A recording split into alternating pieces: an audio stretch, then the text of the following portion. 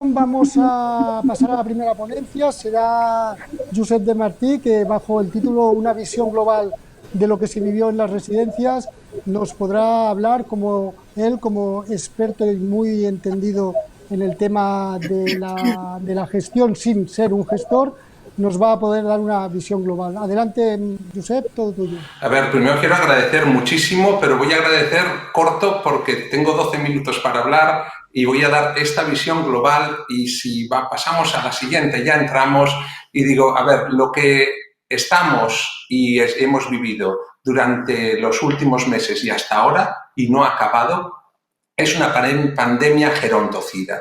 A ver, de las pocas cosas que sabemos ahora es que tenemos un virus que es muy contagioso, que además tiene una fase en la que es contagioso sin síntomas, con lo cual es muy retorcido. Además que se contagia mucho más fácil en espacios cerrados donde vive gente muy cerca una de otra y tiene síntomas más graves y que causan la muerte más en personas de más de 70 años que tenían alguna enfermedad previa.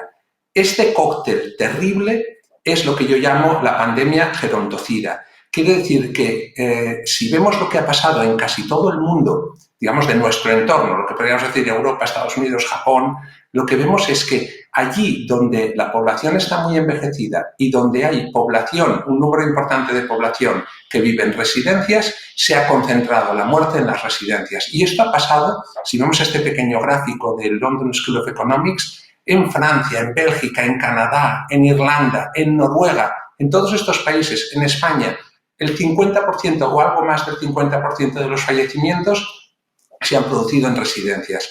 Esto quiere decir, si países con sistemas tan diferentes de coordinación sociosanitaria, con modelos tan diferentes de residencia, con ratios de profesionales tan diferentes en las residencias, han tenido un número de muertos elevados, pues tenemos que decir, algo está pasando que todavía tenemos que estudiar más para poder entender. Porque si no, puede ser que estemos tomando medidas que no sean las adecuadas para la pandemia, para evitar que cuando venga el próximo brote o el próximo virus mate tanto como mínimo. Entonces, si esto es el mundo, si vamos más hacia España, vamos hacia nuestro entorno, tenemos como dos discusiones y si salimos a la calle lo entendemos bien. Si tú les preguntas a las personas en la calle, a cualquiera, oye, ¿qué ha pasado en las residencias? Es muy fácil que algunos te digan, fatal, ha muerto mucha gente, es que han funcionado mal las residencias, es que ha sido un desastre, es que había cadáveres conviviendo con residencias. Todas estas personas, de buena fe, por supuesto, lo que ha pasado es que han tenido las noticias, las han recibido desde medios de comunicación y desde redes sociales que se han fijado en algunos aspectos, a veces que no eran ni siquiera ciertos, y los han sobredimensionado para convertir esto en un escándalo que además fuese atractivo en el peor de los sentidos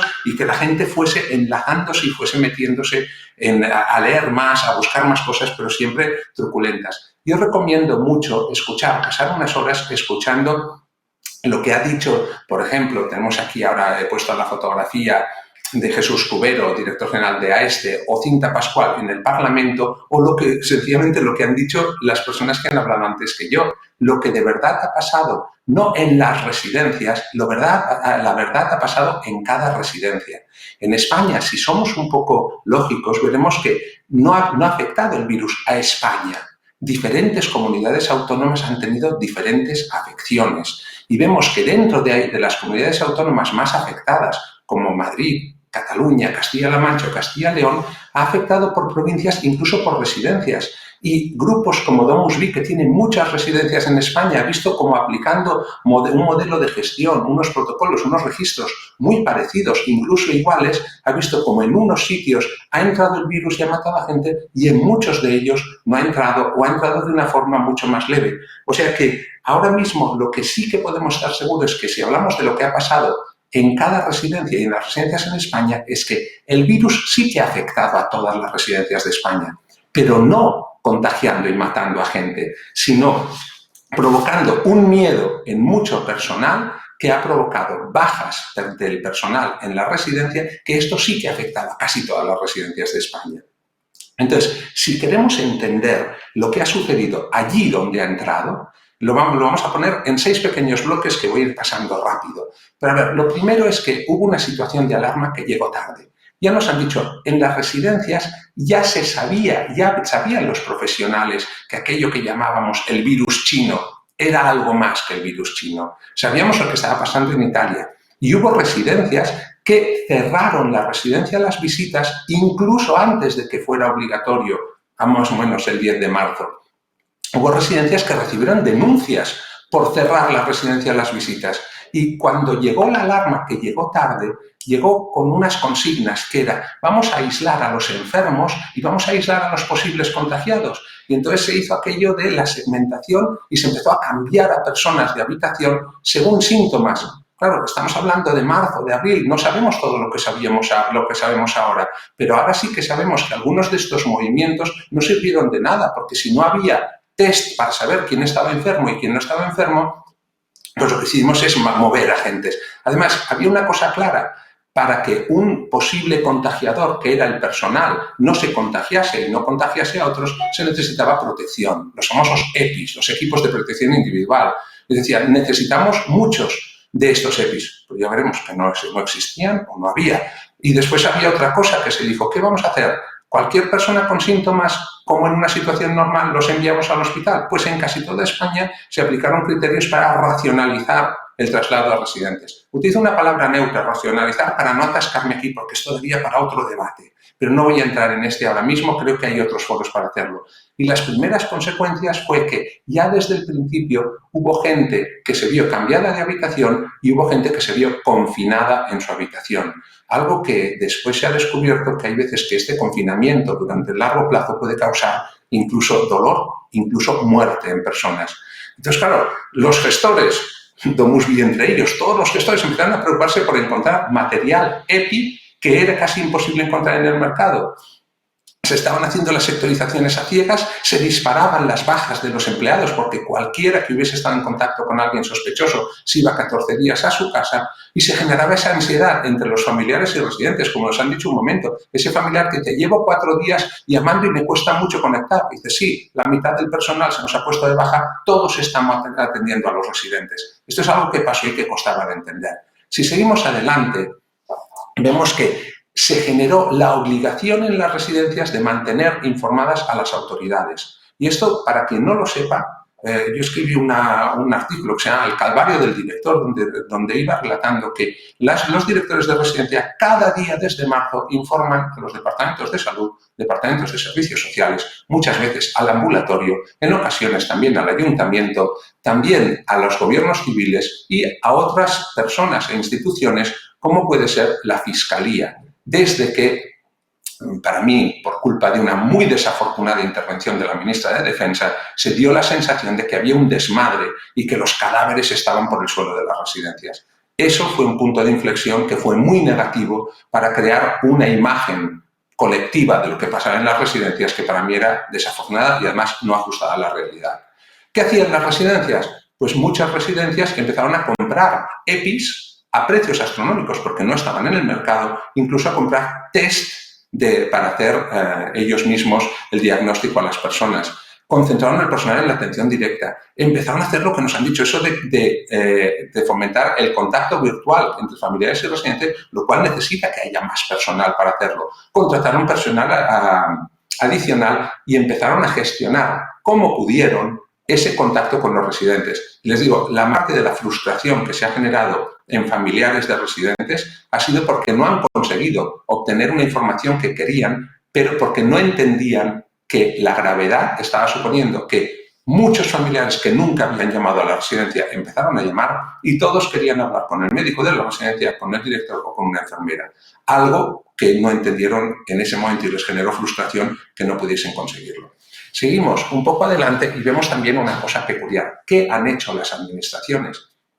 A ver, si tú eres director de una residencia y ves todo lo que has recibido del Estado, de las comunidades autónomas y a veces de Protección Civil, te quedas impresionado en algo tan baladí o tan accesorio, podría ser como la gestión de residuos. Hay residencias que han recibido 4 instrucciones diferentes. Exigían las administraciones esa información constante y además tanto desde sanidad, desde servicios sociales, empezaron a fiscalizar cómo funcionaban las residencias. Muchas residencias han tenido la colaboración de los ambulatorios y de la administración, que ha venido acompañada de esa, digamos, de esa sobreinspección, porque pensemos que las inspecciones no han dejado de funcionar en toda España durante la pandemia. Se han llegado a intervenir residencias y después también ha habido una cosa que es muy poco ejemplarizante, y es que nuestros gobernantes y políticos, además de orientarse hacia el bien común, cada uno ha seguido con su agenda.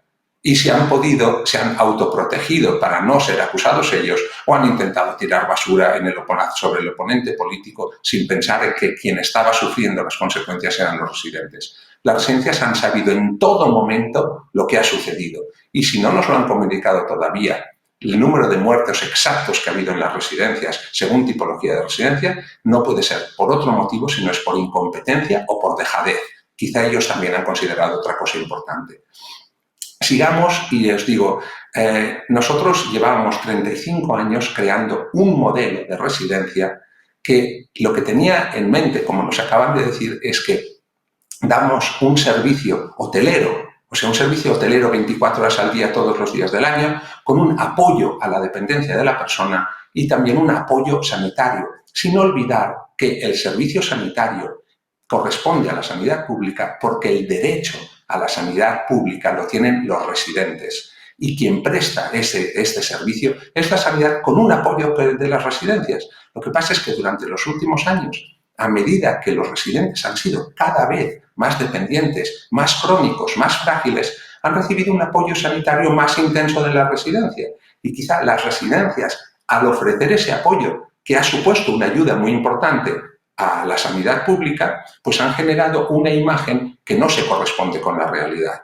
¿Por qué? Porque hemos intentado en España, a diferencia de otros países, tener un sistema que sea asumible y que lo puedan pagar las administraciones y las empresas. Por eso tenemos un muy buen servicio, con muy buena calidad, pero a un precio que comparamos con otros países europeos y está muy por debajo de lo que están pagando por estos servicios en otros países. Ya voy acabando. Y les digo, ¿cuál es un error que podemos estar teniendo ahora? Es centrarnos quizá en buscar responsables cuando lo que tendríamos que estar buscando es causas y cómo prever el futuro. Si pasamos a la siguiente, les digo ya para concluir que si haciendo una metáfora, una comparación, si tú tienes un coche utilitario, que es un buen coche, pero un día decides ponerlo en un circuito de Fórmula 1, no tienes mucha gasolina, no tienes rueda de recambio, los airbags te funcionan pero no muy bien, pero encima estás recibiendo instrucciones de 3 personas diferentes. Y al final, pues, ¿qué pasa? Pues que el coche se rompe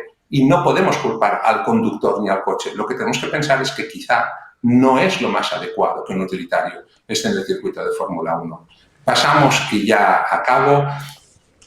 Tenemos que afrontar el futuro con humildad y paciencia. No sabemos todo lo que ha pasado.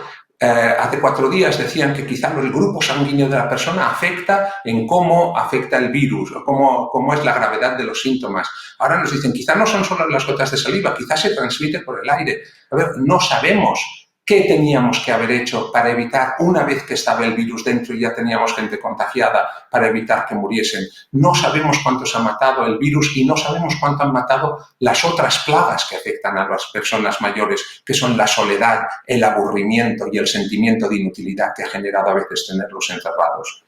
Con esto ya voy a acabar. Tengo en la siguiente diapositiva, indico esta necesidad de no encontrar al culpable y pasamos ya a la última, que es lo que yo creo que tenemos que hacer, pero no voy a dar una receta que creo que puede corresponder a otros profesionales. Voy a algo un poquito más filosófico, un poquito más humano. Tenemos que recuperar la confianza. Lo que no puede ser es que alguien tenga un familiar en una residencia, una persona misma está en la residencia y desconfíe de las personas que le están cuidando, de las personas que le están ofreciendo servicios. Esto es una de las cosas que para mí algunos medios de comunicación y el funcionamiento de las redes sociales ha producido en muchos casos de forma injusta, que es esta erosión de la confianza. Yo creo que tenemos que trabajar en el futuro para recuperar. Y muchísimas gracias por estos minutos.